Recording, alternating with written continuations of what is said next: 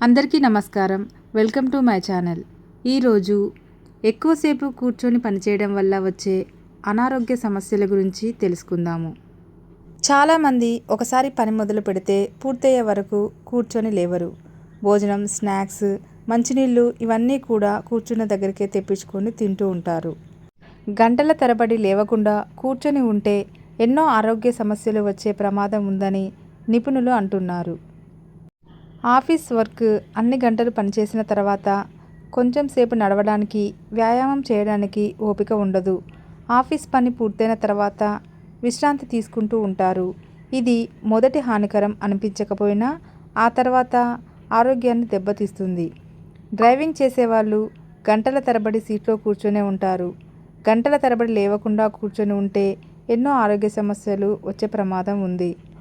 ఎక్కువసేపు కూర్చొని పనిచేసేవారు క్యాన్సర్ బారిన పడుతున్నారు. ఎక్కువసేపు కూర్చునే వారిలో ముఖ్యంగా పెద్దపేగు, రొమ్ము, ఎండోమెట్రియం క్యాన్సర్ల ముప్పు పెరుగుతున్నట్లు అధ్యయనాలు చెబుతున్నాయి. ఎక్కువసేపు కూర్చున్నప్పుడు ఒంట్లో ఇన్సులిన్ స్థాయిలు పెరగడం, అది కణాల వృద్ధిని ప్రోత్సహిస్తుండటం ఇవన్నీ క్యాన్సర్కు దారితీస్తాయని నిపుణులు హెచ్చరిస్తున్నారు.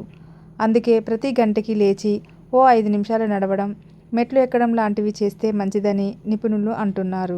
ఎక్కువసేపు కూర్చోవడం వల్ల గుండె సమస్యలు వచ్చే అవకాశం ఉందని ఎన్నో పరిశోధనలు వెల్లడించాయి. శారీరకంగా చురుకుగా ఉండేవారితో పోలిస్తే రోజులో చాలాసేపు కదలకుండా కూర్చునే వారికి గుండె జబ్బులు ముప్పు రెండింతలు అధికంగా ఉంటుందని అధ్యయనాలు చెబుతున్నాయి. ఎక్కువసేపు కూర్చుంటే మన శరీరంలోని కండరాలు కొవ్వును ఎక్కువగా కరిగించలేవు. రక్త ప్రసరణ కూడా మందగిస్తుంది. గుండెలోని రక్తనాళాల్లో కొవ్వు పూడుకుపోవడం మొదలు పెడుతుంది. ఇదే గుండె జబ్బుకు, గుండెపోటుకు దారితీస్తుంది. ఒకే భంగిమలో ఉండటం వల్ల వీపు కింద భాగం కండరాలపై ఒత్తిడి పడుతుంది. ఎక్కువసేపు కూర్చుంటే వెన్ను నొప్పి వచ్చే అవకాశం ఉంది. ఇలా చాలా కాలం పాటు నిర్లక్ష్యం చేస్తే వెన్నెముక గాయాలకు దారితీస్తుంది. కూర్చున్నప్పుడు తక్కువ క్యాలరీలు బర్న్ అవుతాయి. దీనివల్ల శరీరంలోని వివిధ క్రియలు అదే తరహాలో జరుగుతాయి. ఎక్కువసేపు కూర్చొని లేచిన తర్వాత శరీర క్రియలు వేగంగా జరుగుతాయి. దానివల్ల శరీరంలో ఇన్సులిన్ల పట్ల ప్రతిచర్య ఏర్పడుతుందనేది పరిశోధకులు అంటున్నారు. రక్తం గడ్డకట్టడం, తిమ్మిర్లు, కొవ్వు శాతం పెరిగిపోవడం, జీర్ణశక్తి లోపించడం వంటి ప్రమాదాలకు కారణమవుతుంది. ఎక్కువగా కూర్చోవడం వలన మెదడు నిర్మాణం, శారీరక కదలికలకి సందేశం పంపే అవకాశం లేక మెదడు మొద్దుబారిపోతుంది. దానివల్ల అల్జీమర్స్ వచ్చే ప్రమాదం ఉంది. గంటల తరబడి ఎలాంటి శారీరక శ్రమ లేకుండా కూర్చోవడం వల్ల శరీరం క్షీణించే ప్రమాదం ఎక్కువగా ఉంది. చర్మం బిగుతుగా మారిపోయి, సహజత్వం కోల్పోయి తొందరగా వృద్ధాప్య ఛాయలు వచ్చే అవకాశం ఎక్కువ. ఎక్కువసేపు కూర్చునే వారిలో శారీరక శ్రమ లేనందున బాడీలో కొవ్వు నిల్వలు పెరుగుతాయి.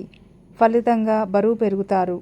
గంటల తరబడి నిరంతరంగా కూర్చోవడం వల్ల ముఖ్యంగా పొత్తికడుపు కింద భాగంలో కొవ్వు పెరుగుతుంది.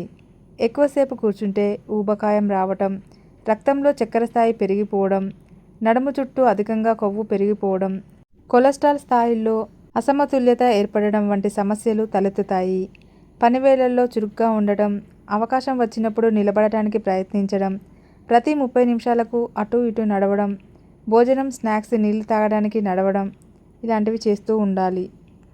ఎక్కువసేపు కూర్చొని ఉండటం వల్ల వెన్ను, మెడ కండరాలు బిగుసుకుపోయి నొప్పి వస్తుంది. సరైన భంగిమలో కూర్చోకపోతే నడుము నొప్పి వచ్చే అవకాశం కూడా ఉంది.